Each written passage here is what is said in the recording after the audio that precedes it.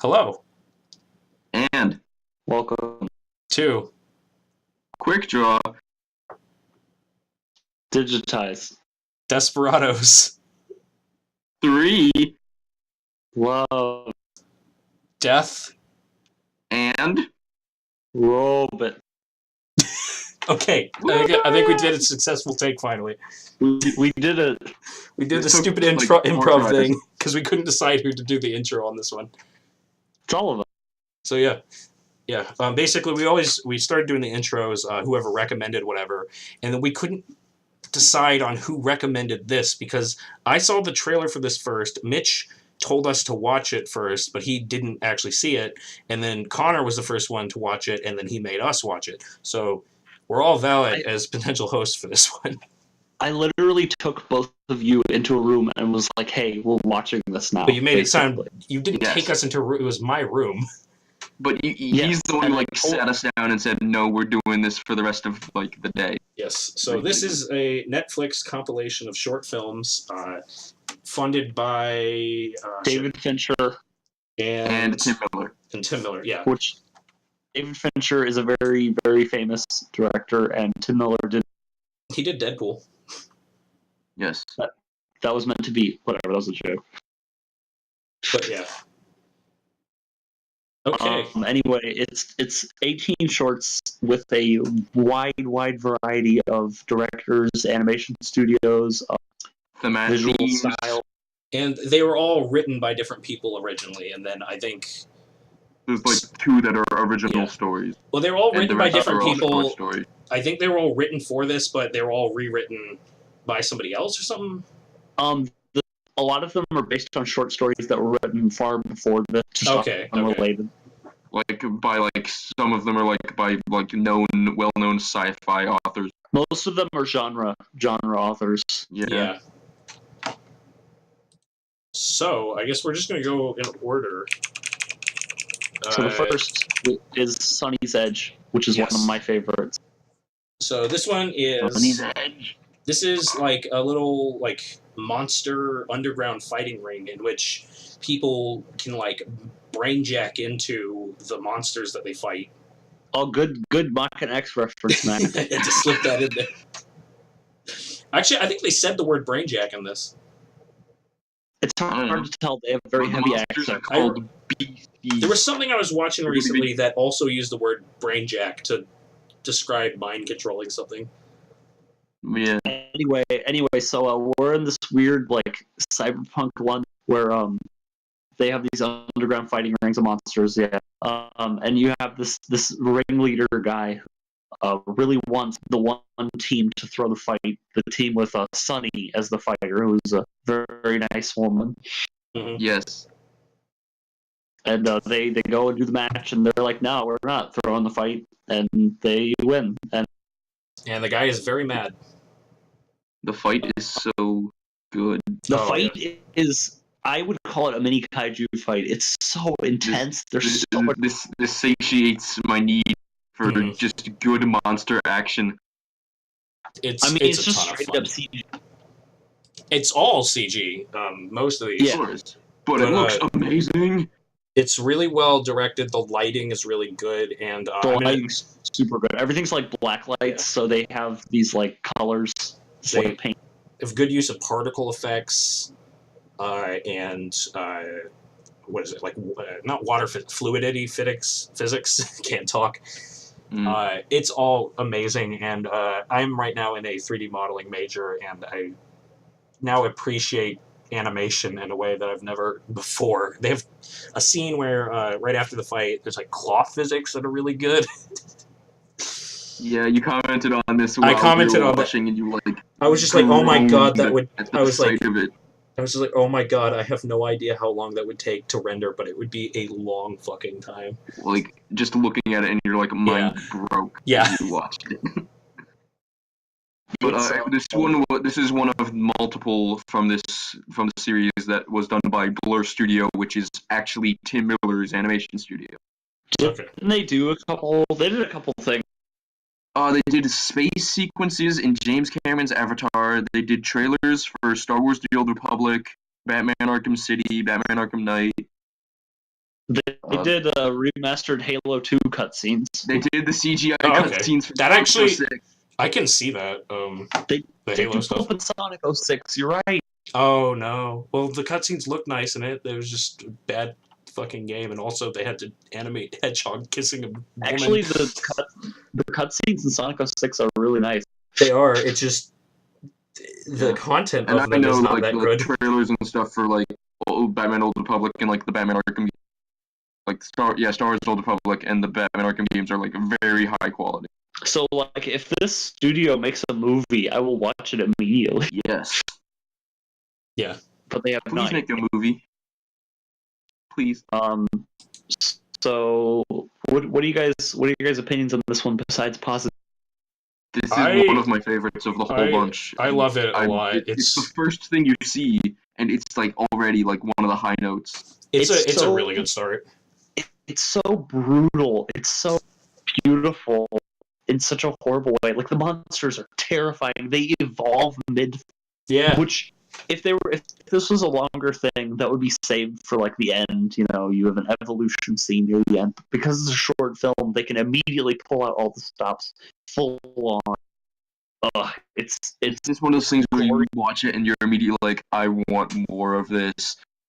Mm-hmm. I would gladly watch a movie or series of this. It's very interesting. It's pretty interesting setup. Oh yeah, the director like comes in and he's like, "You were supposed to rig the fight." The ringleader is super angry that he couldn't set up the fight, so he tries to assassinate Sonny. With his robot maid mistress woman. I assumed she was like a monster too. Probably, I don't know. Yeah. It's never shown. But then Sonny is killed, but the human wasn't her. It was like a fake body, and she's actually the monster all along. Yeah. Well, it's so cool. It turns out that she actually died a while ago, but they saved her brain and put it into electronics. Yeah. So she could move around her consciousness. Now that her edge of the title is that she is literally living in the monster in every fight, and if she loses, she dies. Like straight. It's like that explains why like during the fight when like for example like her opponent is like very much conscious while controlling the monster, while her body is like just in a state of meditation, and it's because she's not in the body. Right, and they don't. They're very good at not revealing that. It's it's just subtle. Complete turnaround. Yeah, it's a complete like surprise, but then you think about it and you're like, oh, it was there all along. Yeah. Good stuff. I enjoyed it. It's a good opener. It's not my favorite, but I can't say that much negative about it. So yeah. It's for sure one of my favorites. I love it. So yeah. Alright, the next one. 3 robots. 3 robots. 3 robotos. This is probably the funniest one for me. This is I enjoyed this one, yeah. Hearts of this one. This one follows of the whole believe it or not, 3 robots, one of which is a baby monitor, one of which is kind of implied to be an evolved Xbox. Yes. Yeah. Not implied, just straight up said they did. The last one's like a Amazon Alexa or like a Siri. And it's like a big made pyramid. In the image of like a monolith. Yeah, it's like a weird pyramid monolith. Triangular monolith and with one eye. It has 3 like sections to it, and it's just enough to imply like sitting down or like moving your head left and right. It's really funny. Lots of pictures with a. Oh yeah, it has like a little robot arm to take pictures of shit with. And they're just basically touring around Earth, learning. They're touring around an apocalypse of an Earth. They say everybody's fucking dead. All humans are gone. They say it's a vacation, which implies that there's like a civilization somewhere, a robot. It's super dark, but it's really funny. Like they go to like a fucking gymnasium, and there's a dead person in like a sports uniform, and then somebody's fucking hanging from the ceiling. So. They go to a diner and there's like rotted, molded corpses that they're just sitting on or next to. There is a burger. And there's like a completely like nasty burger. Oh, it's really good. And they also, talk for a while. You're mostly going there for the dialogue. The dialogue's is really good, amazing. but there's also like I love the Lexa one. It like she turns on a jukebox and like starts moving the top portion of her like 3-portion body left and right to simulate popping her head. It's really funny. I like it better when she's sitting on the couch with them. And Oh, it's yeah, just and the the- second the- segment like back a starts little bit. moved backwards, Yeah, so it sort of just looks like they're sitting. It's great. I love that. Then they find a cat and they make cat jokes. Yeah. The cat is kind of ruins it, I think. But yeah, Because then at the basically, end it is revealed that humans gave cats opposable thumbs, and now cats are the rulers of the world. and they can talk. Maybe. They Apparently, can talk. I don't know. I find that a little lame, but it's still really funny. It's like a twist for sake of goofiness, basically. Yeah, or at least it's what it came off as. Yeah, that's probably the only one in this thing where I'm like, the twist was unnecessary. You could have just had them being sad in front of the nuke, and it would have been just as good of an ending. It would have been better. Or like make some sort of joke about it, you know? Like they could have also done Right. that. But Or have yeah, the- I like this one, but I watched it twice. These guys watched it once. yeah. I'd have to say this is, with the ending, it's one of the weaker ones. Yeah. It's good. I They're all good. I still think This it could was pretty easily funny. make for like a whole show of just our 3 goofy robot protagonists exploring the humanless post-apocalyptic Earth. It's a great setup, and they do a good amount with it. But I don't know. Yeah. The Is that all for visuals that? are good. Oh yeah, it looks they're really great. good too. Yeah. So There's I like that Basically, one. all of these look great. So yeah, on to the next one. Oh man, This The one Witness. is This one is one of The Holy shit. Witness. Not to be This is one confused of with the the Jonathan original Blow ones. game. Yeah, so this one was written by Alberto Mielgo.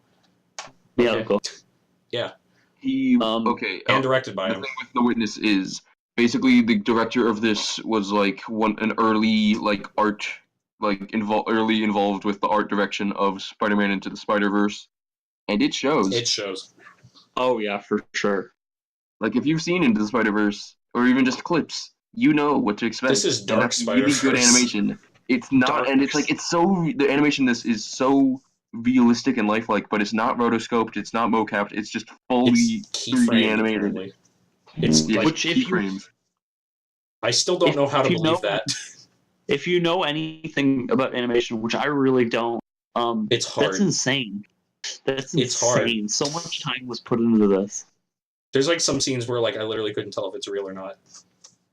Like I thought I maybe they honestly- superimposed real people into it. I still don't know. On my first viewing, I honestly thought it was real footage with a filter. Honestly. It's really The weird. setting is really cool. It's this like it's basically cyberpunk. Yeah, but It's also neat, like it's the art style like makes it hard to tell what the hell is going on. well, one thing is that the skyscrapers are like infinite and everywhere. All the signs are in different language. I know The there's Russian, sky is like Japanese, this and English. very light, plain gray, Yeah. which creates a and- very interesting setting because normally it's like, oh, it's cyberpunk and it's nighttime and it's all glowy, but it's Yeah. like instead it's just this like dulled out gray, which is very looks really nice. Mhm. And also, there's still like taxis and normals. Yeah. There's a weird sex club. So There is. the plot of this is a guy witnesses a murder, or a woman witnesses a murder, and gets chased by the guy who saw him do it, and You worded that weird.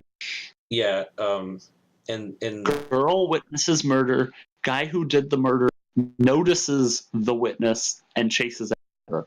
and But the They chase witness, through, like- the murder, the woman, the person that was murdered by the guy looks suspiciously like the woman who saw him. yeah, because And like if the woman you- saw it and from we didn't across the explain at the street. start of every short before the titles are revealed, you get 3 symbols that are basically like Oh yeah, hints to what the plot will be, And one of the symbols for this one is Ouroboros, which is, the Two snake eating its snakes, own yeah, tail. yeah. Or one snake, yeah. Kind of tipped off what this one means So to me. like they go on a whole chase through a weird BDSM club or some shit. Well, it's where the girl works. Yeah. She works at a kind of like, I don't want to say strip club because she doesn't strip. She just is naked. Yeah. Erotic club. Brothel. Yes, it is very weird. Everyone is in gimp suits. It's a time. It's cyberpunk, baby. It's weird. But anyway, the girl is looking for this guy, Vladimir. He just says generic Russian, who she thinks can help her deal with the bad guy, the murderer, who she is very, very scared of. But the guy follows her there, and she gets a gun and starts running away more. There's a lot of running, and it's beautiful. The visuals are so good. This is entirely There's visually. the part where like they both get in the taxi and they end up like side by side. Oh my god. Yeah. That was earlier, but yeah. Yeah. But anyway, at the club, there's this awkward dance sequence. It's like basically the chase gets completely paused for a bit. I think the Connor said it best. This is basically like a music video, and it's just surreal weirdness. I think to me it just seems like a music video, but they took the music out mostly. Which is fine. It looks amazing. I do like the audio in this, though. It doesn't really feel like film. Like it's bizarre. There's not much of a story. Yeah.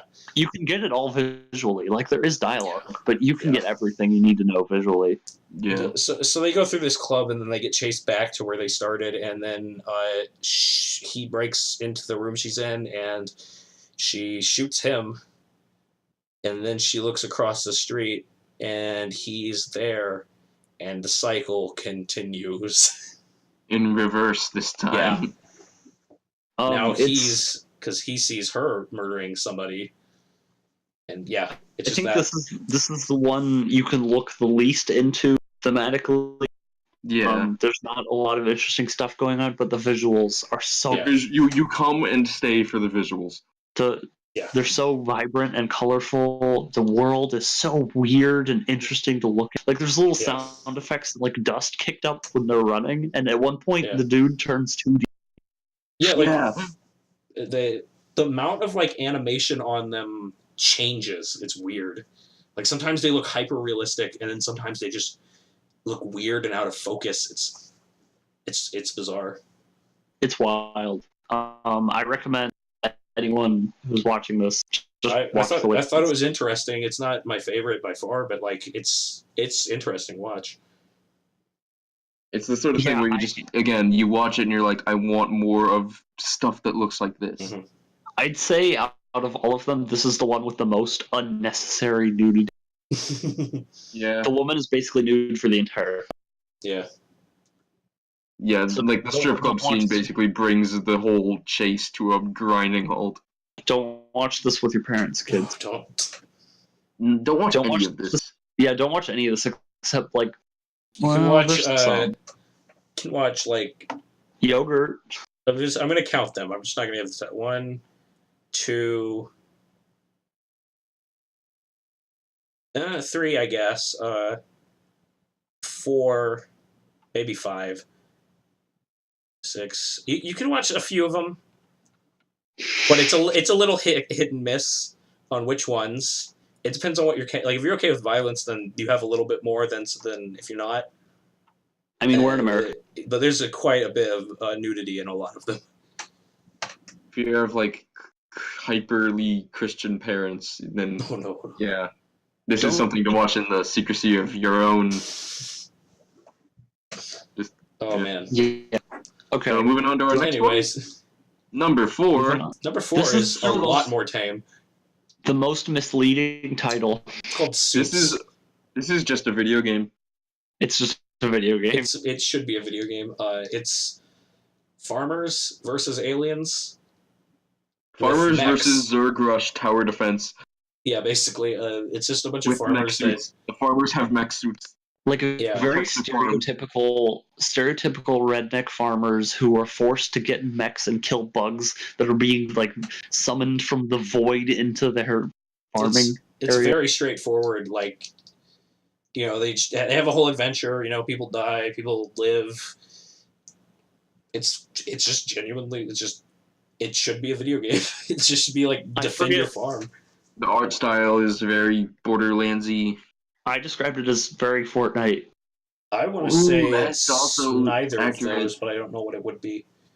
But it looks like In something I've terms of seen before. visuals, yeah, Fortnite's another accurate. It's like if Fortnite had outlines on everything.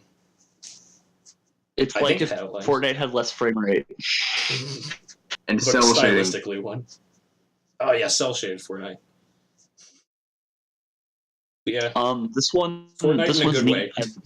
The writing is really bad. The dialogue is just bad. I think I mentioned during this one, I'm like, why does it feel like this is written like fake gamer dialogue from an EA trailer? Oh yeah. Yeah, that's right. Like, watch the Anthem trailer, and it's basically that. In You terms of have dialogue.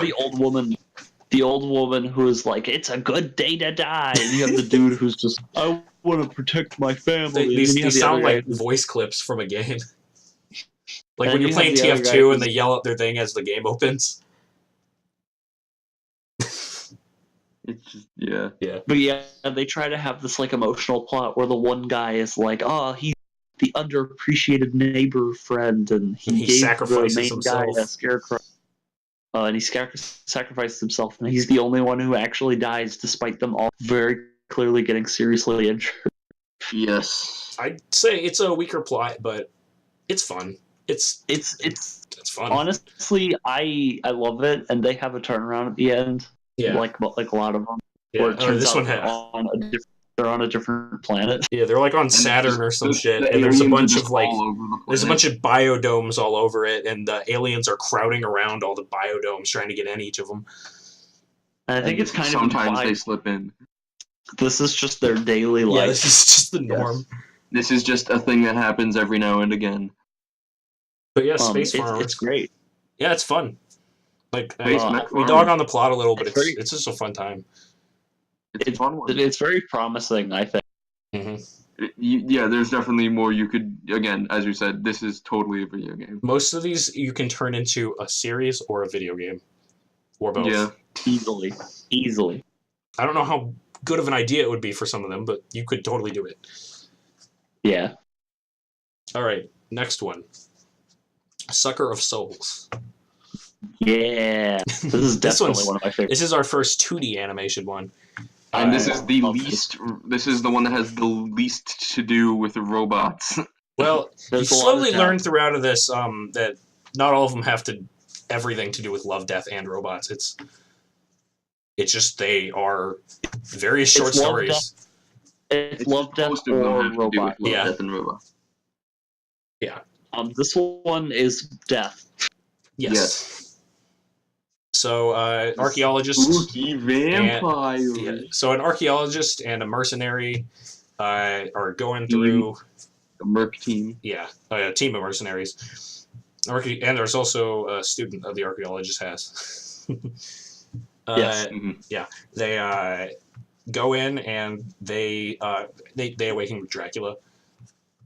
Well, By Dracula. accident. They awaken the I think Dracula. he says the Dracula. Yeah. Okay. And then there are more, but that's later. Oh yeah, that is later. But Anyway, Dracula has the most brutal fatality on the archaeologist kid. Yeah, I thought the archaeologist kid was going to be the one that gets out of this. No, he's the first one that dies. He has a Mortal Kombat. it's so bad. He He dies. It's like sliced in half, and then it's like his skin comes off, his muscle comes off, his skeleton is split in half. And then he's his like skull's Quentin split in half, his Tarantino brain is fucking split in blood half. come out.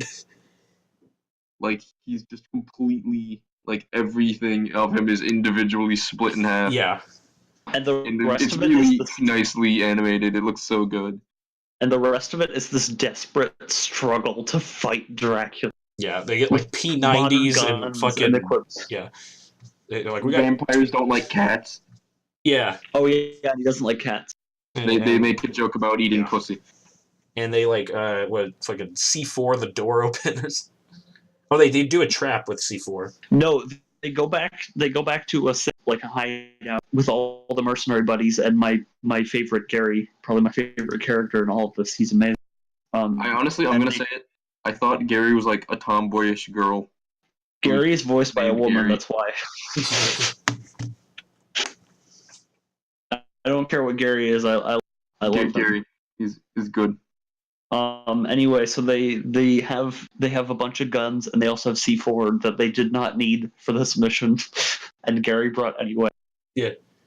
They set up a trap for When in Dracula. doubt, use more C4. Anyway, the C4 seems to kill Dracula, honestly. Yeah. But while they're It's effective as a bunch of a single Tommy gun and several hand grenades are against Draco. I'll say that. Mm-hmm. Connor? It's basically, this is one of those ones where it feels like you could totally make more of this. Yeah. This could be a series. Yeah, I looked a bit into the source material because I wanted to read more, but apparently it's just a short story written for an anthology, so that's okay. It's not established. But or again, anything. you could make an animated series out of this. But anyway, this is the most cliffhangery one because it ends with them finding a bunch more vampires, Yeah. and then it hard cuts, which is weird because none of the others really do that. They I all think have definitive end. one of them hard cuts and then reopens like it does a fake out, but this one just hard cuts. Yeah. It does not tell you if it's successful or not, or if they're going to get out of this or have any chance. Which I understood that they were because they had a bunch of cats with them. Oh yeah, They don't like cats, but it's never. Vampires don't like cats, man. it's common Anyway, knowledge apparently. I love this one. There's a lot of action. The characters are great. The writing's good, which is more than you can say for some of them. The visuals are good. They're not the best, but they're fun. They're fun. Animation. You don't see too much of it nowadays. I love this one. This one's a lot Appreciate of it fun. when you got it. I prefer 2D animation, honestly. I'll just say it. It really That's totally depends fair. for me. You can do a lot of stuff with 3D animation. You can do a lot of stuff with 2D animation. It doesn't depend for me. I just prefer. I'm not saying 3D is bad. I'm saying I prefer 2D. Yeah. But yeah, I really like this one and its animation style. It's like the best of American animation, I think, in terms of my styles for absolutely, or at And least also American 2D mature. animation. Like, even though this is also a show that has vampires very much like vibes of Netflix's Castlevania Oh yeah. are present. Just in terms of, hey, here's high quality 2D animation in present day. There's some scenes in Castlevania Netflix that don't. Yeah, But that's not. That's but for the most, when it counts. Yes. We've discussed this before. We have discussed this before. In Anyways. Digitized Desperados episode, I think it's 4. I don't know. 4 or 3. that was way later than that. I don't know. Oh, 3 was Devilman. Never mind. I don't know. Yeah. Anyways. Moving on. Next Max's personal favorite. Yeah, this is when my the personal yogurt favorite. took over. Yeah, when the yogurt took over, it is a really goofy, silly idea of what if It's a one bunch of the shortest ones. It's also one of the shortest ones, but it's what if a bunch of scientists decided to do some weird research with yogurts, putting human DNA or something in it, and it gains sentience overnight, and in somebody's like soup, it just spells out "We solved fusion," and it slowly Good punchline.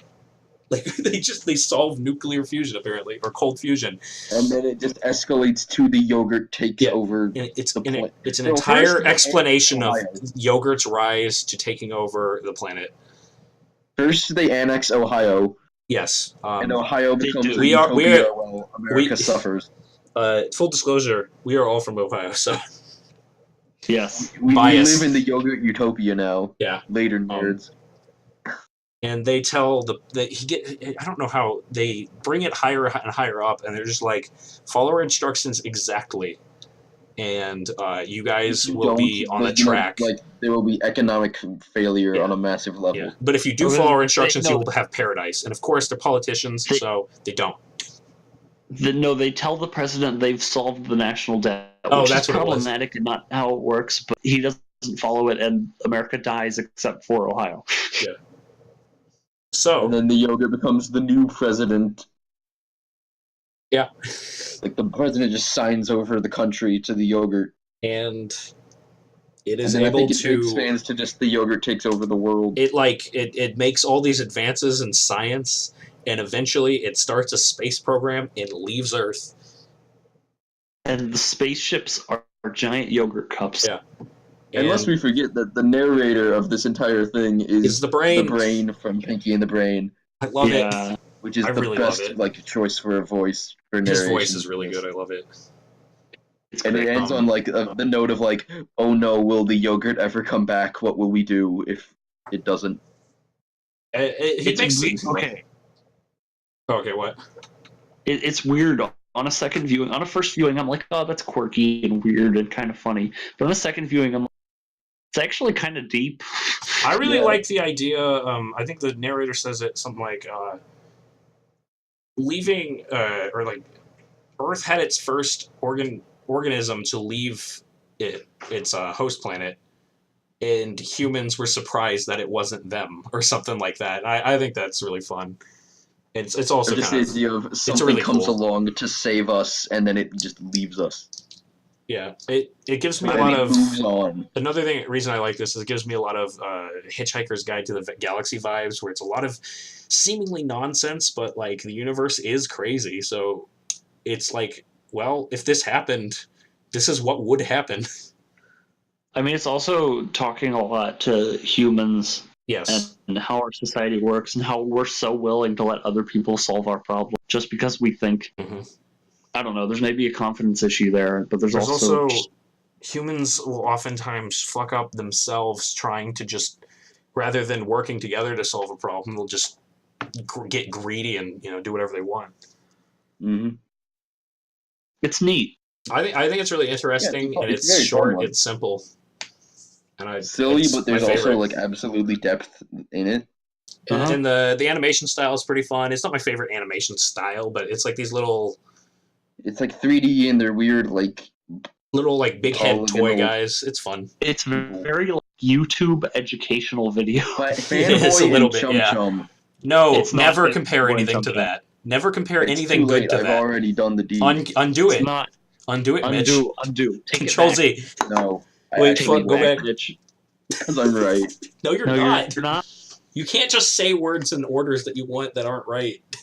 To me, it looks more like kind of fabric-y. I don't know. It's been a week now. Yeah, I like it.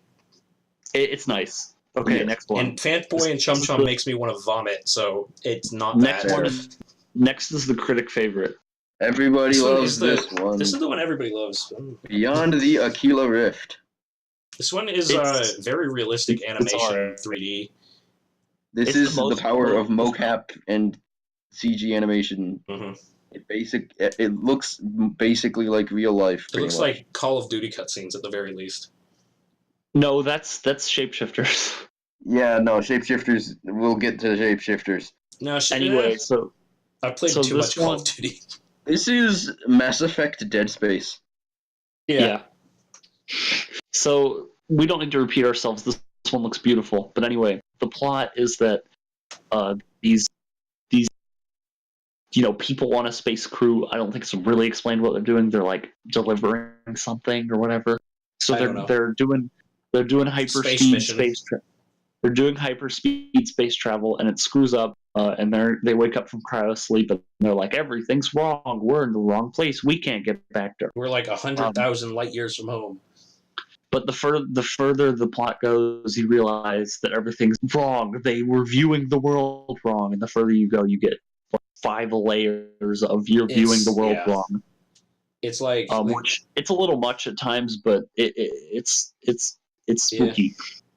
So like the guy wakes up and he sees like a long lost friend or something, which is like kind of a red flag. It's like a red flag. Like someone he knew they should really not closely. Be there. Right. They have no business being there. You get the extended mocap sex scene. Oh my god. It's too long. Yeah. It's very reminiscent of The Room, with The woman dumps elongated, like wine all over herself. which is impressive because it's all 3D animation. So good fluid physics on I that, think guys. this is the part I want to did you have to mention. do it? I think this is the part I want to What? mention. That was done entirely as an animator flex. Well, here's that, Yeah. and also I want to mention like the memes or like recurring imagery that are in these, because something getting like a bottle getting dropped happens in a bunch of these. Like, I wouldn't mention that because like it's like, oh, it's a bottle getting dropped, whatever. That's something that could happen in a lot of scenarios, but there's a lot of like nudity, a lot of specific Male nudity. like male. Well, there's also female nudity. I want to say it's all kinds of nudity, but lots of severed hands. A lot of dismemberment. We haven't got into that, but there's a lot of dismembered hands that happens in Sucker of Soul at the very least. There's a lot of guys getting hit in the dicks. There's like a hula girl and at least two of them.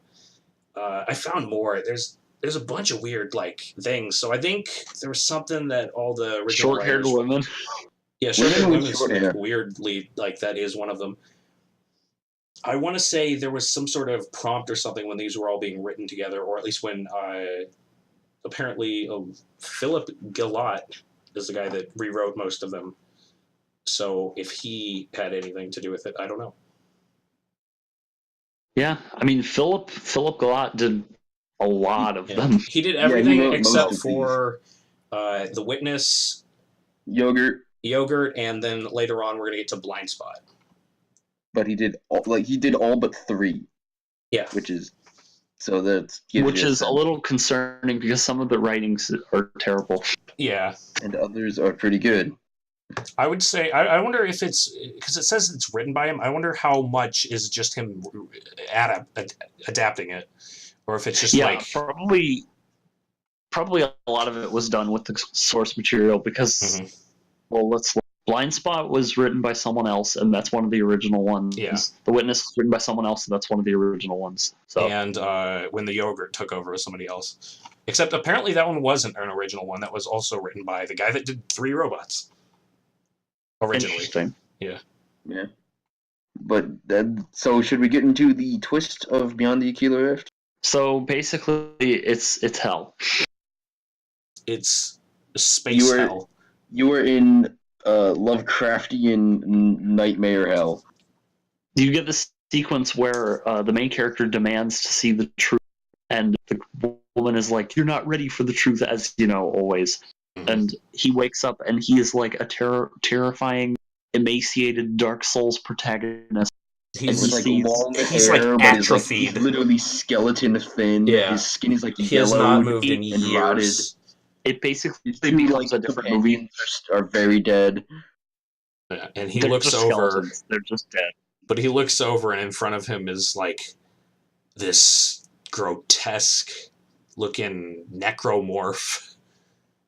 It's really one of the most terrifying things I've ever seen in anything. Yes. The reveal of it is really good because it like walks out of the shadows, and initially you get like the figure of a woman, and then it continues to walk out, and it's this horrible spider monster. It's this grotesque, and it has like it's water, but no, there's a thing where it's like I noticed where it's like it has water coming out from like the top of it, and you could imply that as like it's crying. I don't know because it feels bad about what it's like. Basically, a benevolent Lovecraftian, like a benevolent eldritch horror. It's like Junji Ito. I'm going to be real. Taking care of the sad, poor people who end up in this shitty place. I'm going to be real with you. I don't want to look at it again. Yeah. Honestly, I don't know. Like, I don't know why you guys. It's not that scary to me. I mean, I'm very weak to horror. I'm very weak to horror. My thing with horror anything is suspenseful. I can't. My thing with horror is the less I know, the worse it is. So when they just show me that, it's not nearly as scary as just like a dark room with something I don't understand. Anything about it. I don't know anything about it, but I know what it looks like, and that's like when you don't even know what something looks like. It's I don't know. I think that's worse for me. See, that does nothing for me. Max, you're a big fear of the unknown person. Yeah, I don't like not knowing things. Oh no, look at it. Oh god, it's horrible. I hate it. I don't want to look at it. It's understandable why it's scary. Like, it is gross and disgusting, and you don't know what it is capable of. So I will give you that. When I watched it, I was under the impression that it was the woman that Yes. Tom, the main Yeah, character, you was. brought up the horrible implication of what if he was fucking the monster? I Yeah, mean, because it I looks did like notice it had like boobs and That stuff. made it so much worse. it has breasts and Yeah. like a hole. I prefer to imagine it's all just a very, very realistic I don't know. I illusion. think I need to look at this thing again because I don't remember it that well. Go ahead. Maybe I didn't really look at it with all my fucking Okay, brain. yeah, do it. I hate that Right. that implication that you made of, oh, and what if he actually fucked it though? That's what I And implied was when I watched it. That makes it so much creepier. Well, I mean, when he slams her against the wall, it does glitch for a out. second, it glitches, and you see the nightmare. Yeah, and there's also like I think one point early on where you can see it in like the reflection of a mirror, Wait, seriously? or like there's shadow of it. It's like yeah, there's hints That's awesome. to it early on. See, when I watched this the first time, I was like, yeah, it's cool. When I watched it the second time, I have the Oh, most it has like a bunch of gross spider eyes. Yeah, I mean, it's not the word. I don't know. It's not terrifying to me, but like it's pretty bad. It's pretty anyway, bad. when I watched this the second time, I realized I have very mixed feelings about this one. I think the parts in the beginning where it's all the woman deceiving him, and it's kind of lame.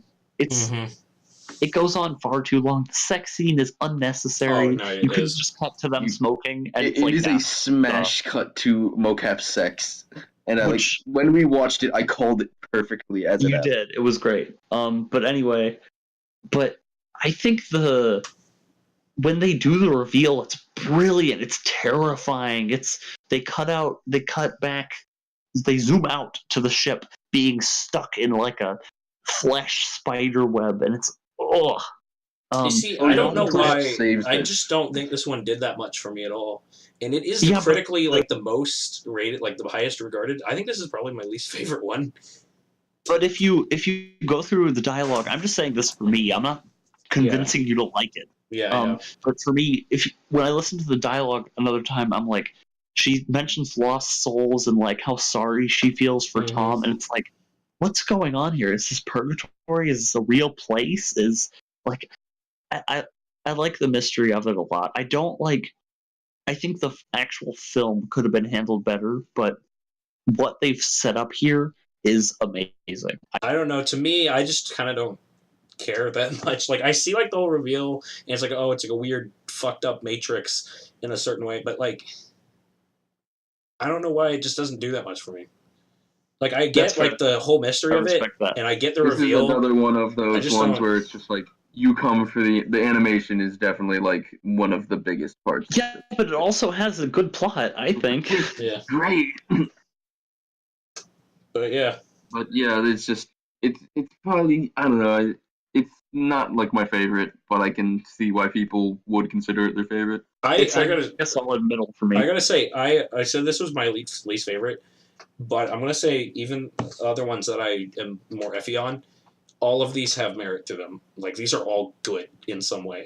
These are all great. Like, I didn't hate Beyond the Eclipse. I just think it's the weakest one of this bunch, and that's Yeah, don't get us wrong. I'm gonna say. I All know of we're them only are halfway good, through. are good stuff. There is some merit in all of these. Yeah, It's we not- all agree on that. Killer Rift isn't one of my top 5, but I can certainly see why someone would consider it in theirs. It's in the middle for me. But next up, we Next have is, one that is like all our favorite. we love basically. this one. It's the best one. It's not my opinion. it's not my favorite, but it's definitely in the top 3 of this. Good Hunting is so damn good. First of all, kind of weird 2D animation at the beginning. The faces are weird. It's a weird but- hybrid animation. It reminds me a lot of the was it Universe? What did the What? Atlantis movie? Oh, It reminds me of okay. those. Interesting comparison. Or what's the other one? Disney's Atlantis. Is it Disney? Or is it DreamWorks? Like Yeah, they had like Disney's the Atlantis. DreamWorks 2D animation or whatever. it's Disney. Okay, it's okay. I'm 95% Oh, certain. by DreamWorks Studio, you're thinking like Prince of Egypt and stuff. I think so. I think that's what I'm thinking of. That's a comparison you can make, yeah. But this Sounds like you don't agree. I don't remember. I don't remember the studios. That's all. That's But fair. just get into the plot here. Basically, it's China in the 20th century.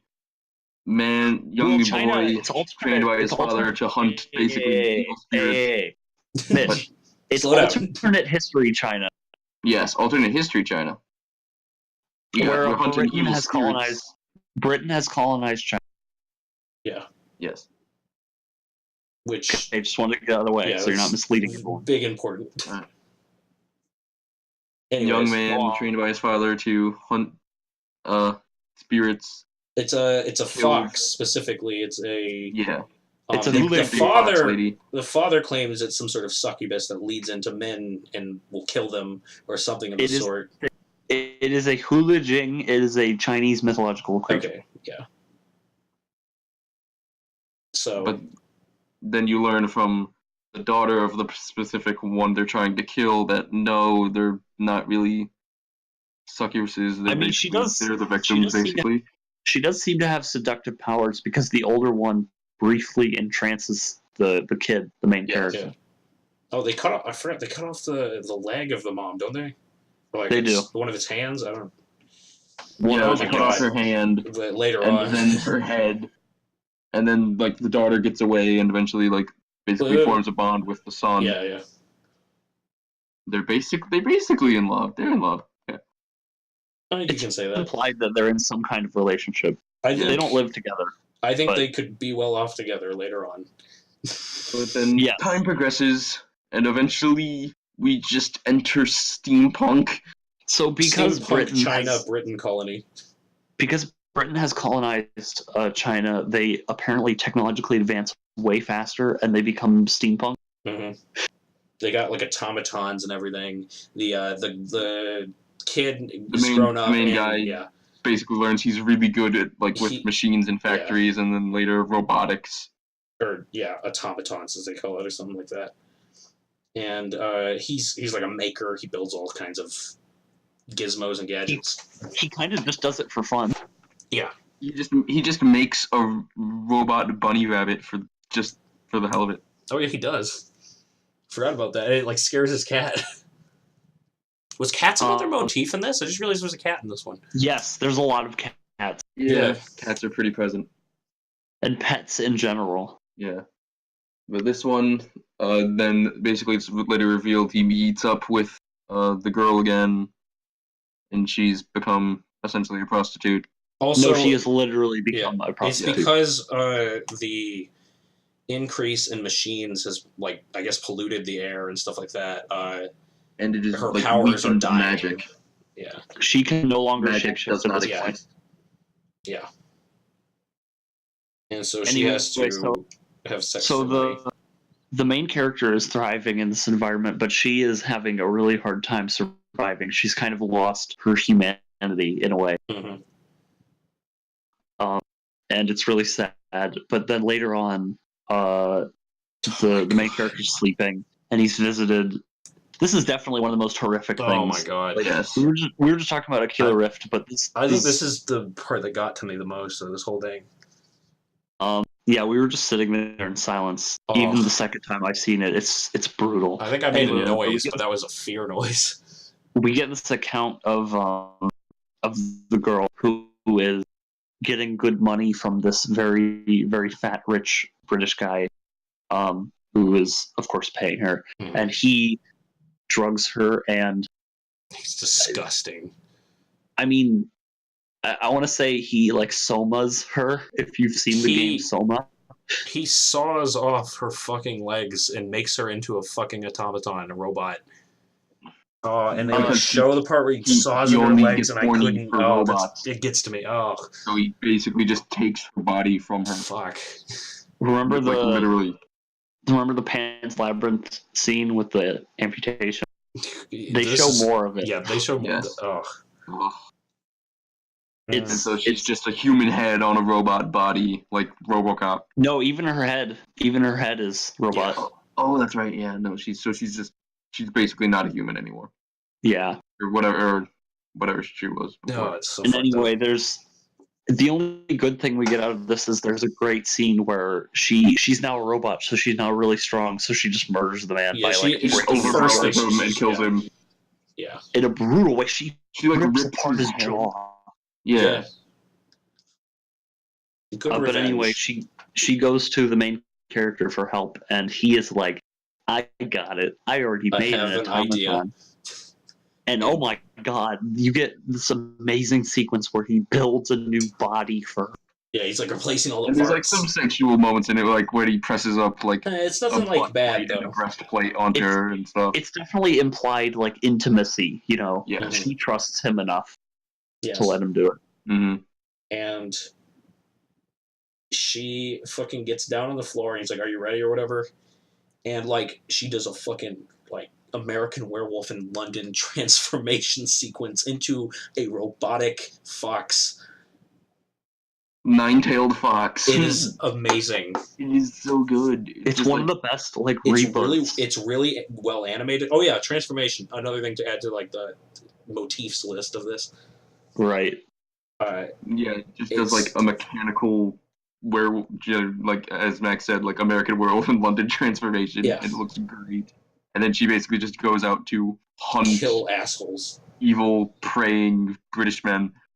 She's like, And "Robocop, unfortunately, your move, creep." This one cuts off before we can see her murder anyone, but it's implied. Oh, she's But gonna go on a this fucking is one of those rampage. ones where I say, like, I want a series of this. And apparently the author writes a series. This is his aesthetic. He does the Chinese steampunk. There's a name for it, I think. But I would love to read some of his novels if this is what he writes about. It's fantastic. And I think the animation does it so well. He described it. It's described as silk punk. Silk punk, that's it. Which is a great name. Yeah. Anyway, this is my favorite. There's some amazing themes in it. You know, this awful like colonialism. Colonialism is bad, and we all know this. But this is like a very extreme way of showing what colonialism does to people. And it's a little bit on the side of pollution bad, but nothing too heavy-handed. That's like basically just like the rise of I said nothing too big. I mean, taken away also from the world. Also, you have to keep in mind that the main character finds his livelihood through the advanced technology, so it's not shown as just a bad. Yeah. And the main character is very competent, which I love. Yes. He's great. Which it's good. Like it's not just a men bad plot. Mm-hmm. It's a people in power abuse that power and need some kind of reaction. Mm-hmm. You know. It's fantastic. Yeah. There are some people I've been reading reviews who say like there are so many complaints lodged against this one in particular. There are complaints of nudity, which I mean, if you're talking about these kinds of topics, you need to show that thing. It adds to it. It's not unnecessary. There are complaints of the gore, which again I think are necessary. These things happen. Yeah. Maybe they're fantasized. It happens. And this one, okay.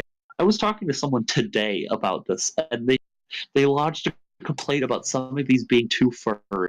And I'm like, I can see you're kind of right, but also you're right, but you didn't have to say it. Yeah.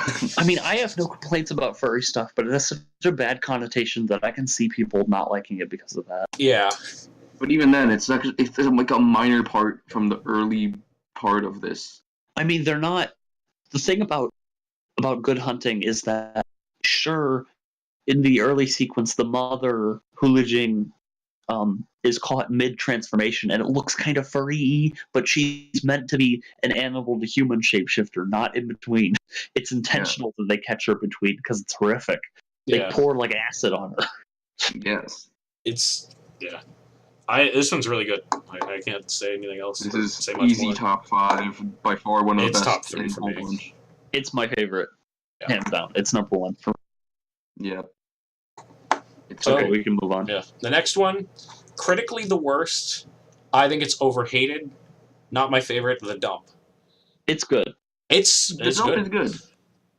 I don't think it's that bad. I think it's probably like the simplest. It's not even like the best animated. It's just a fun. It's this old guy lives in a dump. Living in the dump. And this city inspector comes in, and he's like, "You can't live in the dump anymore. We're gonna build a tycoon here or some shit." Apartments. Yeah, apartments. So we're trying to kick him out. And so the old man starts telling this whole story about Very like the animation style of this is very just like this nasty 3D like Oh, yeah. grimy everything's gross. It's all on dumb. purpose. Literally, the first frames of this is a guy stepping on a possum. Oh yeah, it is. Yeah, he steps on a dead possum and it like squelches and like ugh, it's gross. Yeah. I'd But on say purpose. this is the one with the most unnecessary nudity. Yeah. There's a dude that just takes a piss on like a dumpster toilet, so it's not connected And to anything. he is naked for the rest of the I just feel like I didn't. hanging out. The only thing it adds is it makes it more gross, which is kind of the motif, I guess, or the point of this. But I just didn't need to see that man's dick. And not for nearly the length that we had to see it. I kind of blocked it out in my first viewing. I did, I'm yeah. like, I didn't want to see that, so I didn't. But basically, anyway, it's a story all about, like, he tells a story about, like, a monster living in the dump.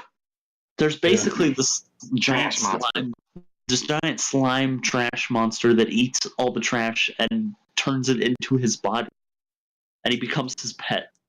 And They're a great fight with a flippin' forklift. Yeah. Yeah. Oh yeah, and he There's like the shoots it with a fucking shotgun. chase, and then he stabs it. So good. There's not much to say about this monster one. eats the guy's friend. There's a no dog like that's in it. And initially you're gonna assume, oh, he rescues the dog from the trash monster. But then the trash monster is his new pet, and it eats the city director. there's no like moral to this. I'm sure you could find one if you looked for it, but I don't feel like dumpster diving today. Uptight people are shitty. Live your life the way you want to. Hippity Max. hoppity, get the fuck off my property. Yeah. Max, No, just ignore what I said. I'm defecting to the Soviet Union. My pun was so bad. It was really bad. It was really Anyway, bad. but this one's fine. I like the forklift fight. Yes. There's some funny jokes, like this guy has, because there's no women in the dump, this guy just has a doll that is his. Oh yeah. A sex doll that is his wife. It's entertaining. Oh, and there's like a part where he's like looking at like a nudie magazine, and he's like he looks over into the shack, but he looks over to the shack and he sees his like wife doll, and he like turns away from. It's so good. It's just such a simple gag, but it's really funny. Yeah. It's like this really simple one, and a lot of the shit in it is gross, and that's the point. And I think it checks out. I think it's a simple one, but it's a fun one. It does everything it tries to do. I can understand why this is one of the lowest rated, but it's not bad. It's just compared to the other ones. I'd say I understand why it's lowest rated, but I think it's overhated. But even then, I think it only has a 6.7. It's a 6.5. Oh yeah, 6.5 or something. Which just isn't a bad score. So no, not at all. Yeah, according to IMDb, that is. So yeah, you can't trust IMDb. Yeah, I know. Next one. Shapeshifters. Shape motherfucking shifters. This is one of my favorites. Oh, I didn't know that. Oh, it's a great one. Yeah, no, this was top 5 one for me too. I didn't know that. Another one from Blur Studio, so it's like incredibly realistic looking. Oh, this one rules. It's just about these two werewolf bros who are in the army.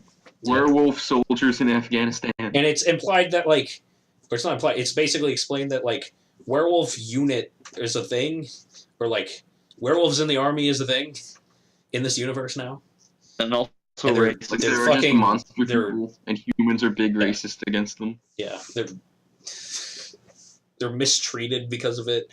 There's like a whole part where they're having a scene at the mess hall, and this guy doesn't want to eat with them. They're like, we don't want to fuck around with any dog soldiers or something like that.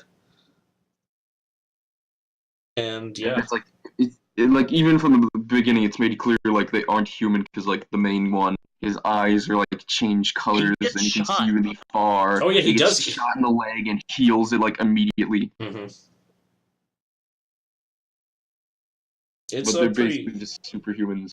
It's a pretty cool plot of like if werewolves existed, we'd put them in the fucking army because of course we would, and this is what it would be like if that happened. Just like It's a adding the little war story supernatural about to like just a little tad bit of supernatural to otherwise realistic scenario. hmm And also, And the then enemy the has plot werewolves. evolved to there is an man in it, like there's another werewolf who's from Afghanistan, so he's attacking the soldiers, and it's revealed to be this old Afghanistan man and Afghani man and his son. Yeah. See, you got all the American mainstays. You got racism. You got hypermasculinity. You War. yeah, war. Army man. Closeted homosexuality. Yeah. I mean, yeah, Implied, at least. well, kind of. Mildly implied. The two main soldier bros do a lot of like forehead touches. Which is either them being bros or being bros. The lines get blurred in war. Just guys being dudes. They have a very good positive relationship, and it's very depressing. There's this amazing sequence where the main character notices that where his friend has been stationed is under attack, and he goes and there's this great like over the shoulder kind of video gamey hallway sequence where he walks where like through the cameras, it's like floating all around him. Yeah, as they're he doing just an explores and extended finds shot too. dead corpse after dead corpse, and they're all really horribly mutilated. He's like, oh shit, there's another And then he werewolf. And finds then he his like friend. sniffing out where the other werewolf is, or who the other werewolf is, as they go through Afghan village. So yeah. Which eventually leads to the sick ass fight sequence. There's just a whole werewolf fight, and they like tear. It shows them transforming into werewolves, and they like have to like tear off their skin to get to the fur underneath, or something like that. It's so They good. reveal the werewolf is on the inside, and they just rip their skin off to reveal the wolf.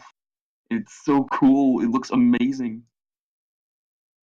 Yeah. And they just have this Really, really good. violent battle where they're just ripping each other apart. Yeah, like dismemberment is present. And then my favorite part about the fight isn't from the bone, eyes get like taken out. Oh man, yeah. My favorite part about the fight though is when one of them dies, it cuts to them and they're back at human form. I don't know. I just thought like it was it's really cool immediate detail. transformation back to human, and they're just this horribly messed up corpse. Yeah. Like the damage transfers, and then like the final blow is the American guy with the old man. He like bites down on his snout, and then it like he goes back to human form, and it's revealed that he like took a chunk out of his brain. Oh yeah. And then the ending is basically our main guy takes the body bag of his friend from the base and just leaves. The army basically just quits. Yeah. To go on his own way. Like he buries him elsewhere and then just goes on his own way. But it's just this is one of my favorites. It's amazing. Yeah. I think the art style lends very well. Like with Ocular Rift, you could have done something sillier. You didn't have to go so realistic. Did you just call it Ocular Rift? Ocula. I think I sounded like you said Oculus Rift, or we're about to say it. Yeah. Beyond the Oculus Rift. Wait, was that on purpose? You know what? It's pretty darn close. That might have been on purpose, like for the title. I wouldn't be surprised. So back to Shapeshifters. With Oculus Rift, you could have done something sillier and still had it be believable. But with Shapeshifters, it's meant to be this really grounded, like real place. Like, there's definitely footage. They might have used reference pictures, real place. I would say though, with this one, I feel like the animation wasn't as realistic as Ocular Rift. But still, it's really good. It is really good. I just felt like they looked a little plasticky at some points. I think it looks great. I got an eye for these things. And I looked too one closely. Of these later that I know how they make them. Like, there were definitely moments where I was just like, I didn't even really think it was animation. I just assumed it was basically live action. Yeah, the difference here is I've looked behind the curtain before. I know how it works. But no, Shapeshifters is just great. Yeah. I think Shapeshifters is amazing. I would love to see more in the same world. Or just in the same vein of just adding just a slight bit of fantasy to what is otherwise reality. Just do like a different kind of monster. That's something I really like. where it's just we just add a little bit, and then just see where it goes from there. I think it could be interesting, yeah. So, the next one. Helping hand. Dismemberment was ever... becomes very apparent pretty... Yeah. There's a point where you realize, oh no. I think the easiest way to That's what describe it this is if you know the movie 127 Hours, this is like that, but 15 minutes. And also it's gravity. And also gravity. It's very gravity. Yeah. Well, the thing with 127 Hours is a guy gets his hand caught underneath a boulder. It's a girl, the woman. No, I'm talking about the 127 Hours. Oh, okay. Yeah, with that, it's a guy that gets his hand caught underneath a boulder and he has to cut it off, or else he'll starve to death because he can't move anywhere and he's out alone hiking. But this is a woman out in space, and she gets caught away from her space station, and she's drifting, and she has 15 minutes left of oxygen. She gets hit by a lone screw that flies towards her because that's how space works. That is entirely possible, which is kind of terrifying. Yeah, it happens. This teeny piece of debris moving at hundreds of miles per hour. It doesn't even have to be moving that fast. Exactly. But anything could do it. It just like. And that's why I do not go to space. Unattaches her, like she wasn't even attached. She had like no tether or anything. That was my only problem with this, really. And it like takes out her oxygen tanks. My only problem with this is that she should have been tethered. Absolutely. Like I can't blame that even on like a dumb character. People talking about it, where it's like the fact that she didn't have a tether immediately took me out of it. Yeah. But other than that, is really good. She's like, oh shit. So she comes up with a clever idea. She wants to she tapers off her arm and takes the sleeve of her suit off and chucks it in the opposite direction. Newton's laws of motion. She goes towards the direction of the spaceship. She misses, or she doesn't quite catch it. And she realizes last minute she has one more shot. Well, no, no. Beginning to freeze in the cold, horrible, unforgiving depth of space. I skipped. And then she realizes she's running out of oxygen, so she falls asleep and she wakes up like 2 minutes left. Yeah, and she's like, wait a minute. She almost just sort of gives up. She has, wait a minute, I have one more option. And she freaking... We were screaming at the screen when this happened because, oh my God, is it body horror to the max. Bends her arm off that's now frozen because of the coldness or lack of anything in space, really. And chucks that in the opposite direction. It's so nasty. It's not really like rips it off. She like cracks it. Yeah, because it's completely frozen. All the water molecules in her arm are now gone. Cracks first, and then there's still the muscle and bone, and it's just ugh. And she's like breaking it over her knee. I think that what gets to me is I don't know what breaking your own arm off would be like if you did that, but I do know what it's like to break off like a still living tree branch. And it looked kind of similar to that. Oh, I don't know. It just made it worse to me. And then she chucks it, and then she gets back to the ship. She basically patches her own arm up. And she's like, I'm going to have a few drinks. I'm coming home. I'm getting out of here. This sucks. But in the end, she makes out all right. Yeah. This is a more atmospheric, survivalist kind of thing. It's neat watching it, but there's not much to talk about, I don't think. Yeah, it's a pretty simple one, but the body horror is definitely worth talking about. It's good. It's well done, I think. It's clever. It's one of the simpler ones, but it's very good. Simple but effective, and it's called A Helping Hand, and then you realize why it's called A Helping Hand. There's just a point where you're like, oh no. Like, wait, what was the title on this one again? Where you realize her arm is freezing. This is called Helping Hand. Yeah. Oh no. Oh no. Oh no. It's about to happen. Yeah. Okay, onwards. Yep. Fish Night. This is the most unfitting one, I think. This one's just kind of like weird. Fitting. I wouldn't say it's my least favorite. It's just all of them. It's kind of like nothing happens, but I feel like it's interesting visually at least. I feel like this just shouldn't be in this collection. Like it's fine. Yeah. I don't. Anyway, so I don't want to bash it for that. This one we described as Telltale animation. Yes. Kind of.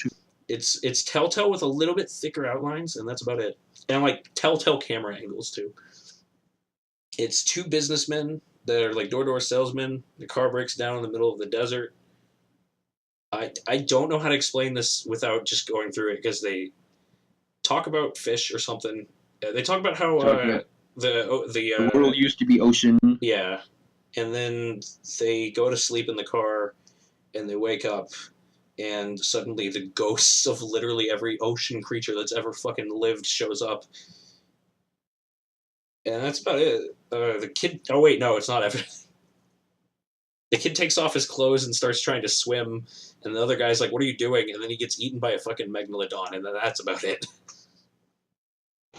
Visually, really impressive. Yeah. Yeah, well, It's just an Icarus story. Yeah. Except I don't think they had any goal. He just decided to go swimming. I mean, he talks Caught about up in being. the wonder of it, and then he just goes and dies. I mean, also he seemed pretty fed up with his situation. I guess, yeah. It's I mean, I feel it's like not there's bad. something I'm missing. Yeah. I mean, we were talking a little bit over it. I remember, Yeah. which is annoying. But I think we all kind of agreed this was the weakest. I it's don't hate probably- it. I don't hate it at all. Yeah. Well, when we say it's our Yeah. least favorite, we mean to say these are all amazing, but there has to be a worst one. Yeah. Well, I still think the Aquila is my least favorite, so... Aquila is not my least favorite. The visuals alone are enough for me to like Aquila a lot. Yeah. I think the visuals in this are funner. Just use the word funner. That's bad. Just say it to the English major. Just to make you mad. Well, I won't see you for another couple weeks, so I can't get mad at you. Yeah, I can't punch you. You can't slap me in the face over that. But that's relevant. This one's Fish Night is fine. I'm not Yeah. a big fan. There's Actually, not I much to just talk looked- about it. I like the visuals on the fish a lot. I like fish. I just looked at the studio that did this. The only other thing they've done that I recognize are the cutscenes for the first two Witcher games. Really? And not Which are even like nice. Witcher They're 3, nice cuts. the one everyone goes crazy for. Well, they had less money with 1 and 2, but anyway, Yeah. we can move on. I'm Lucky looking 13. at their This- studio thing. okay. It says they were with Lego at one point.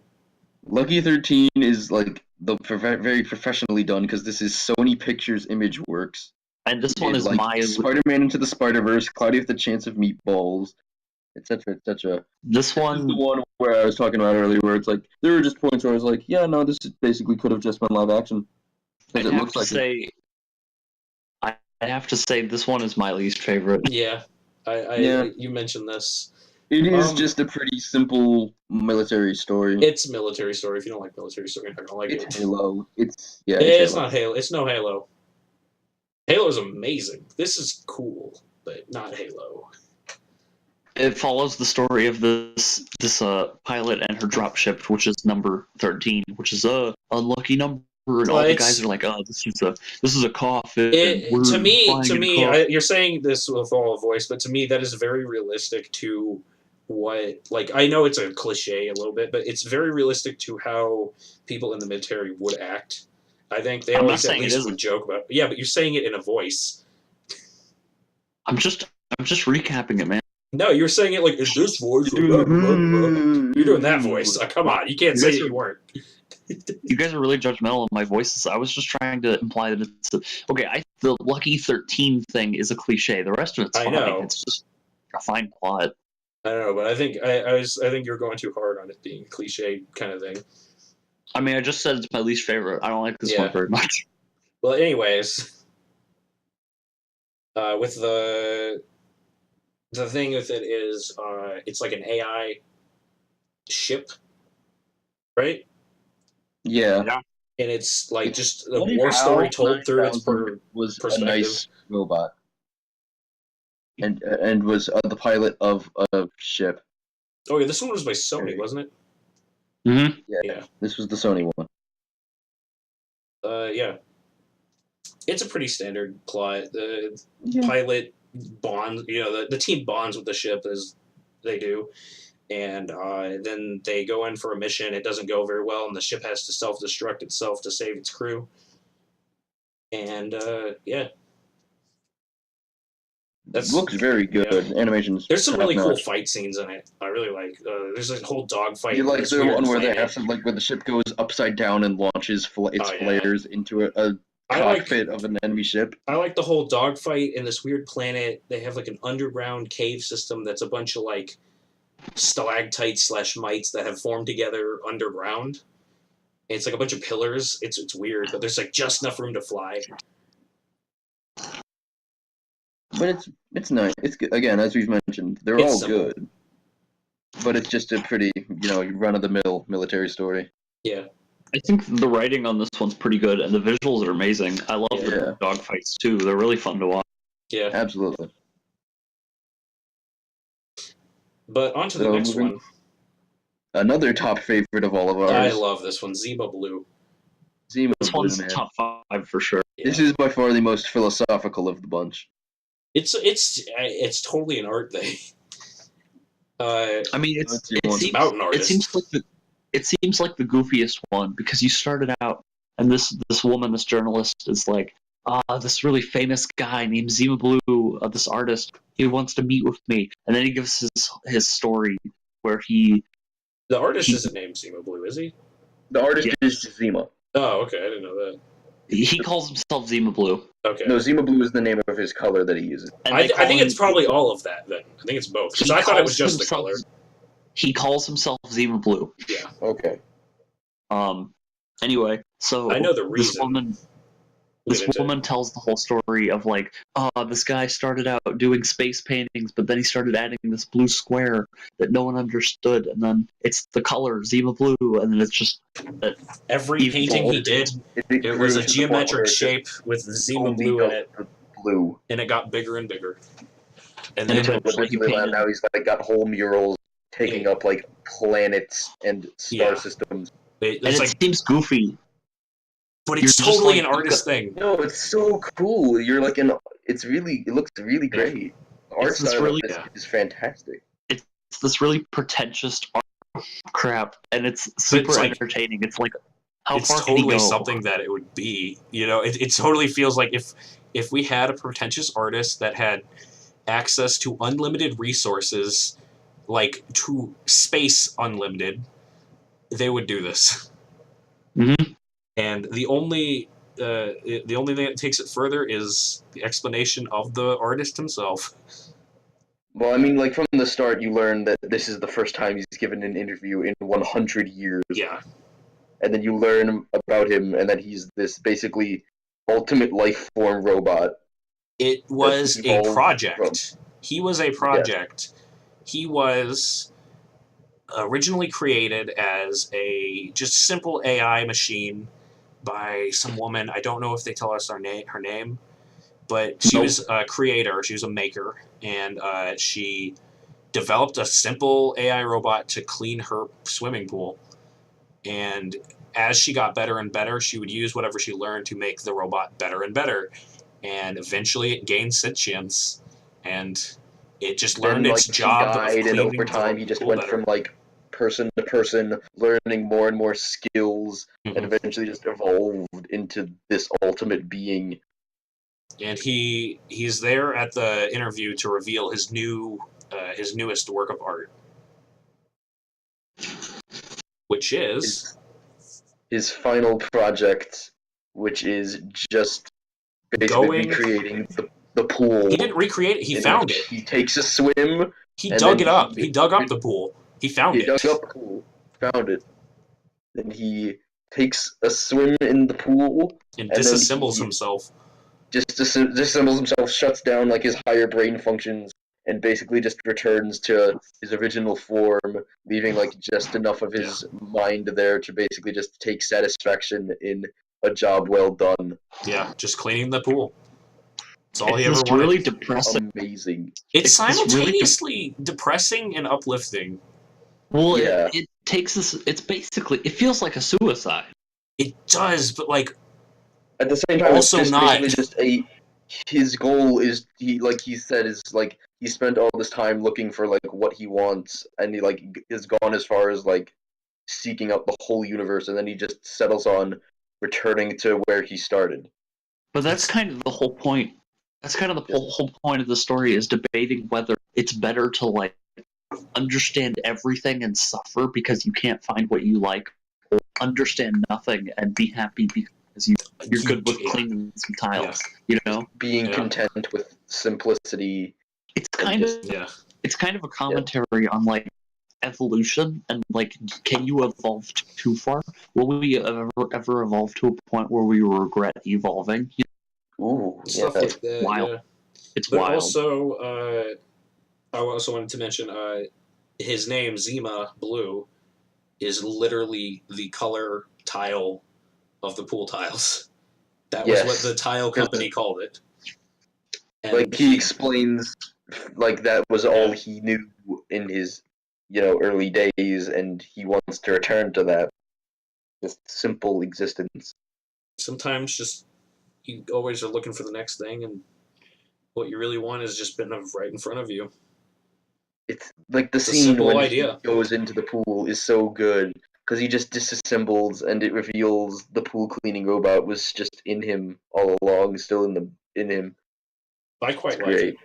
And also the animation style, you mentioned, I forgot what team it is, but they did the Tron thing and something else. What was it? Motor City. What was it? Motor City. Motor City, okay. Which are like on Disney XD, people liked them. That's cool. But yeah, the art style. Like very, I don't know how to describe it. It's just very like, I don't know what words to use. It's very much its own thing. Like, just this very angular, I guess. That's one way to put it. Very angular. It's cartoon. It's clearly Western. Mm-hmm. Yeah. And it's very odd. I enjoy it, but I can see how people don't like it. The director personally said his inspiration was Gorillaz music video. Okay. Which I can see. Yeah. Which I can see that totally. But by far and away, this was another one that all three of us really liked. Mm-hmm. Oh yeah, it's fantastic. It's definitely top 3, I'd say. So yeah, next one, Blind Spot. Blind Spot is amazing. Blind Spot needs to be a video game instead of an animation. This needs to be a cartoon. I rewatched this. This is one of the few that I rewatched. This needs a TV show, I think. I think it needs its own video game. It needs to be a hack and slash or top-down twin stick shooter. No way. Combat, like Twisted Metal. Make it Payday. It could be Payday. Yeah. And the soundtrack has to be by Carpenter Brut or some other synthwave band that was in Hotline Miami and Fury, because I did this. The reason I rewatched this is because I wanted to see if it would work. If I just switched to a random point in it and then put on some like Roller Mobster or Turbo Killer or something by Carpenter Brut, if it synced up, and it synced up incredibly well. It was amazing. I did multiple songs and they all synced up. I chose random points in the animation, but it syncs up. It's this I don't know, it's really cool. But if you saw the art style, you'd know why I think it would sync up really well. I don't know. This basically kind of Mad Max vibes, very, like this crew of cyborgs stealing from this shipment. Mm-hmm. And you got this like very good nice action, very like brutal, grimy, gritty. It's a gang of bandits just attacking a train or train thingy. And shenanigans ensue.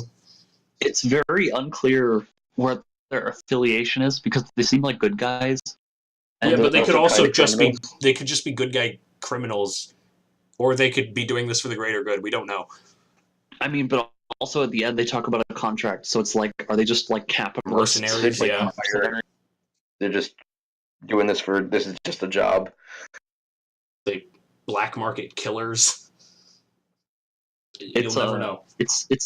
I would love to see more of this. There's many of the characters die early on. Yeah. And it's all. But it's okay because they had backups of their AI. That was the twist. That's no, it's a happy twist. It's Yeah. one of the few One of the few ones of happy this twists. whole series that has a happy ending in the whole I think this story, and like all the short, next one have like the few happy twists. Yes. Yeah. where things turn out okay. But I really I think this is probably my favorite art style of all of them. Yeah, the art in this one is It's got very nice. the retro feel, like color scheme, the pinks, the neons, and all that. But really nice, sleek 3D. I don't know how to explain it. Just watch it. It's good. Yeah. Yeah, this one's great. I believe that's also one of the shorter ones. No, I think it's a good 12, 15 minutes. Oh, okay. But it's nice. And then we get the weirdest art style of all in Ice Age, live action. No way. Hey, you stole my joke from when we watched it. Yes, it's This a good one- joke. This Well, one was Tim Miller actually directed this one. Tim Miller himself did this, directed it. This one's bizarre. It's well, they're all a little bizarre. A couple moves into their new apartment and they have a really old refrigerator. They're just chilling out, just gonna get some drinks, taking some ice out of it, only to find a teeny tiny woolly mammoth in an ice cube.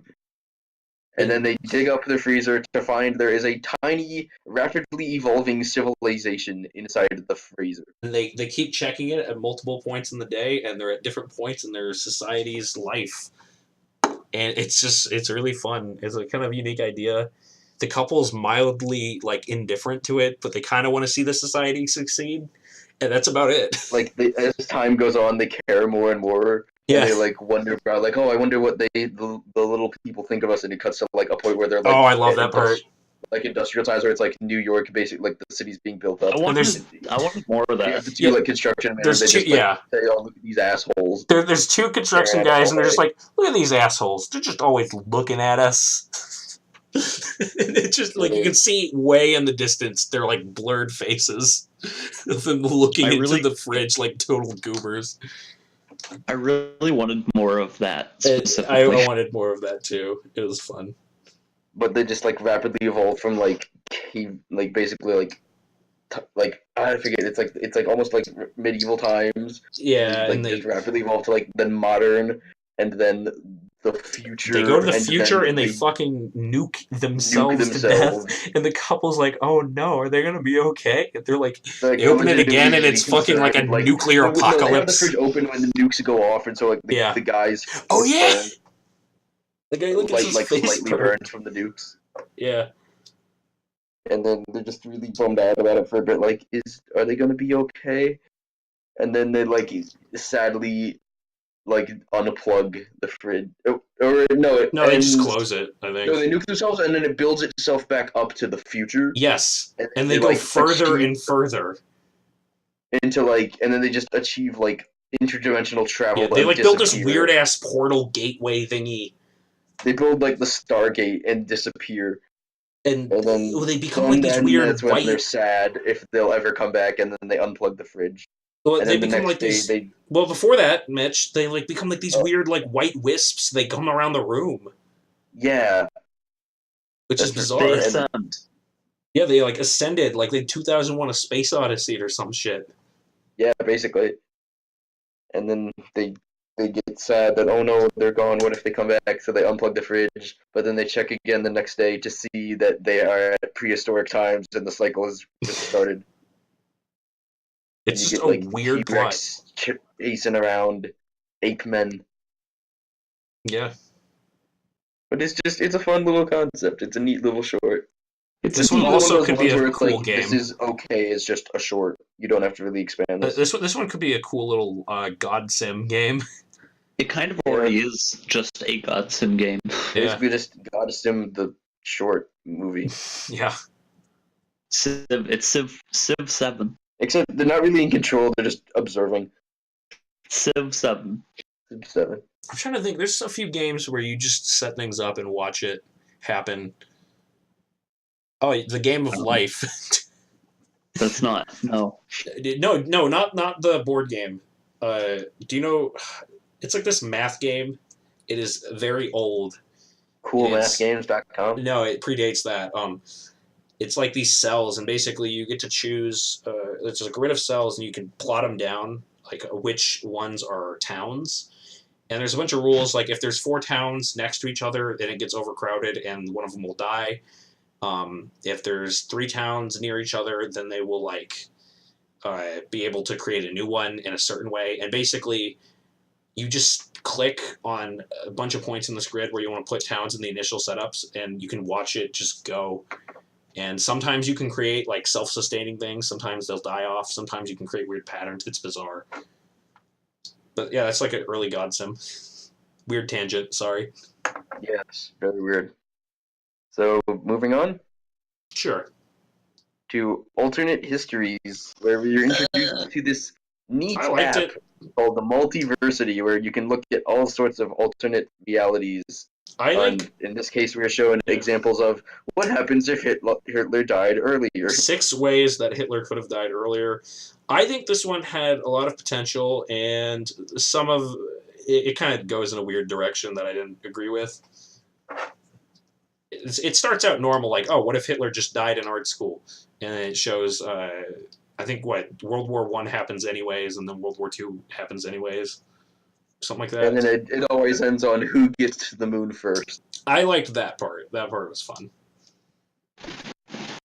But they make an attempt to like be kind of quirky and fun, but I know that this isn't the place I should be nitpicking, but they make a lot of really wild historical assumptions that a lot of people make. Like, It's comedy, Connor. yeah, but they go for the whole like Hitler was already a bad person, and he really wasn't. Like, there's records to indicate that the reason why all that stuff happened that's bad was because of a growing social and political movement that they exploit. I think a lot of people don't realize this, but like, if Hitler died, there's a good chance that another Hitler existed that was going to take control. It would have just been some other guy. It would have been another member of the political party. However, one could also argue National very easily. Socialist Party. Somebody could also very easily argue that Hitler was more successful and more terrible than any of them, but there's way too many variables for me to possibly predict all of that, so I'm not going to try. You know what? I wish they would have gone into that stuff. You know, it would have been really cool if they did. That's for something else to do. This is. I think they should have tried it at least for like one of the endings. Yeah, for one of them. I do like some of the goofy ones they do. Like the last one, I think is fun. Killed by Jello. Yeah, that one I think was kind of just too out of left field. It's like, okay, what are you? Okay. And the other one isn't the prostitute one. I like that one. That was dumb. I like the final one. I like the final one a lot. Squids, where first the rats evolve to human society, but then they nuke each other, and then the squids evolve, and then they get to the that moon. one's funny. It takes them 2 million years to get to the moon. Yes, but I like the last one where Hitler goes back in time, or a bunch of time travels all go to the moment that Hitler was going to or not going to die, and so they fight over saving Nazis Hitler. And future anti-Nazis. And then Hitler's saved by Mecha Hitler, and he touches him, like, they go to, like, shake hands or something, and you're not supposed to touch yourself if you ever see... And then they erase reality. Yeah, you're not supposed to touch yourself if you... That sounded weird. If you ever see yourself in time travel, or at least that's a theory. And so the universe fucking implodes. I think that's cool, but I think overall it could have used some more cool actual historical what-ifs than like going off in really bizarre directions. And then there's the final like little shot where it's the person going to use the app and looking into what if Lincoln shot first. I like that. That's funny. And you just get this funny little moment of a portrait of Abraham Lincoln pulling out a revolver. A gun, yeah. Yeah, overall, interesting concept. I think a little wasted potential, but yeah. There is more you can do with this for certain. I would watch more if it existed. Yeah. The last one, The Secret War. I found this one was a weird one to end on. Like, it was kind of like normal. It's basically like Soviet Russia World War II Doom. Yeah. Basically, a bunch In of that, Russians. You gotta fight the demons. Bunch of Russians found the Necronomicon or some shit and summoned a bunch of demons to try to help the World War II effort. That didn't go over so well because they're demons. And so demons are now attacking Russia, and a bunch of Russians have to defend and make their last stand against these demons.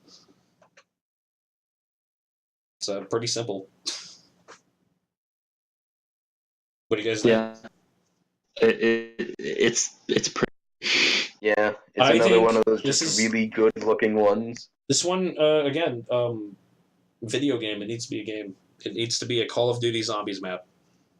Like, right before they make the last stand, it looks like they're about to just cut to round one. And then, like... Yeah. I'll just say, if this was a movie, I would never watch it. If this was a game, I would play it in a heartbeat. Yes. Yeah. There's a really cool scene. They all, like, get their ammo down. They got their PPSHs. They got their DP-80 or whatever. I don't know my Russian guns. I don't know these words. You're They're just saying guns. letters They're and Russian numbers. guns. PPSH is the cool one from Call of Duty World at War, and it was overpowered. It was really cool. Shut up. Max. Okay. Why are Sure. you telling? Okay, I was gonna say, why are you telling us to? Shut up, Max. But anyways, I think it's a really cool one. Wait, Yeah. It's a weirder one to end on because it's another one of those. Oh, it's not really sci-fi. Oh, It's more it's- fantasy. It's But it is historical pretty fantasy. wait, Sci-fi. I just What? looked into the studio that made this, It's Digic Pictures. that animated sequence. They did cutscenes for a ton of video games, including Oh my Call God. of Duty Advanced Warfare. Oh my god, really? They did a lot. That's They funny. did stuff for Destiny, Assassin's Creed, Rainbow Six Siege. one of Oh the my God, I'm looking trailers into for yeah. Witcher 3. Final They Fantasy. did all the Destiny 2 stuff. Oh, they did Call of Duty World War II. Yeah. That's funny. Yeah, no, that That explains okay. the Call of Duty vibes I was getting from it. They do. Yeah, they've done a lot of CG and like cinematics and trailers for games. That's their like. Well, that Make explains niche. that. It explains a lot, honestly. Yeah. Yes, it's all clear now.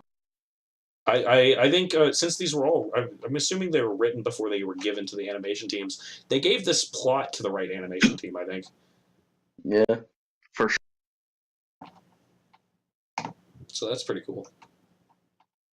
I think Wait, that's probably why they have that one Russian song play.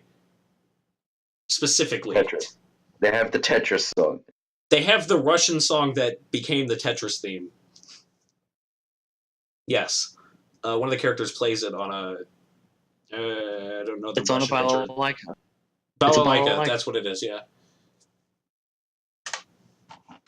A little Russian banjo. Ukulele. Well, they're usually pretty big. He had a mini one. Just that one was small. You get my point. Balalaika is a great instrument and a great Black Lagoon character. I should watch that sometime. You should, if only for Balalaika. Anyways, Well, in the end, this was good. Big, I love this collection. Not This is everyone a- was a home run. Not everyone was a complete banger, but like they were all decent. They all had merit. I think everybody out there should give this a shot if you're totally cool with violence and sex and murder. And if you're not, that's fine. I respect your boundaries. sure. But if you're Anyway, not, you should watch at least a few of them. I could recommend some of them. Hey Netflix. Hey David Fincher. Make more. Commission more, please. More, Please. more. I want this to be the next thing, and I want to be sick of hearing about it because it deserves it. Feed me more. Give it to I've me. recommended this to almost everyone I know. I recommended it to everybody I know the second after I watched it. Yeah. You just I gotta have told- tell everyone. You there watching this podcast. There was a good day. Yeah, you. Yeah. Tell people John, about this. John, I see you there. Watch it. If your name's not John, watch it too. Yeah. You heard us. Yeah. The animation is always great. The writing is sometimes good. The concepts are amazing. The execution is really where it shines. Mm-hmm. Mm-hmm. And I'm glad that Netflix exists because, like, a lot of if this aired on TV, it would be heavily censored. You couldn't make this for TV. It would never make it to TV. I'm glad And I'm glad it's on Netflix because Netflix is such a massive platform. just for So, better like, or for everyone- worse, I think the amount of creative freedom that all of these teams had to make these is worth it. Completely deserved. Yes. So yeah, I guess rating It's for this. fantastic. How would you rate this No. collection? Can you rate it all as one? I don't like rating it all as one, but I'd say overall 9 out of 10. If I had to give an Yeah. average rating for each one of them individually, and then also take into effect how consistently good or bad they were, I'd give this an 8.5 out of 10, maybe even a 9. Yeah, 8.5 to 9. It's just there's so much good here that you're doing yourself a disservice not watching this. Mm-hmm. Yep. At least part of this. So yeah, that's that. Does anybody have any last final thoughts before we put an end to No, this? it's great. Watch it. Quickdraw. Watch Love, Death, and Robots on Netflix. I will Watch it. probably watch it. I'll probably watch it more as my life goes on. And with that, everybody, see y'all later.